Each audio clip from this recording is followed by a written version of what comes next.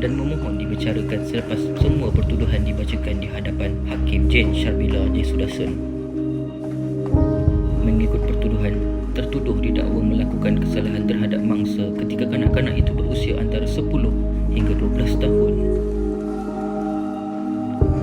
Kesalahan tersebut didakwa berlaku di sebuah rumah di Bandar Universiti Seri Iskandar Perak Tengah pada beberapa tarikh masing-masing pada Mei 2023, Mei 2024 dan April 2025. 6 pertuduhan dikemukakan mengikut Seksyen 14-A, manakala satu lagi pertuduhan mengikut Seksyen 14-D Akta Kesalahan-Kesalahan Seksual Terhadap Kanak-kanak 2017.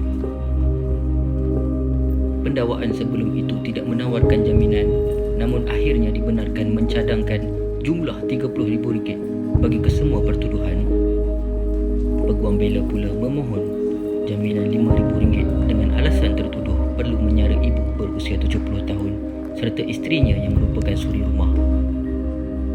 Mahkamah kemudian membenarkan tertuduh diikat jamin RM9,000 bagi kesemua pertuduhan dengan seorang penjamin warga tempatan yang bukan ahli keluarga.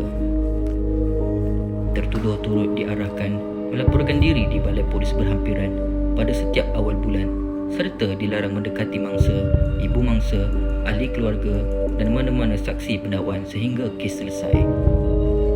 Mahkamah menetapkan 17 September depan untuk sebutan semula kes bagi tujuan serahan dokumen.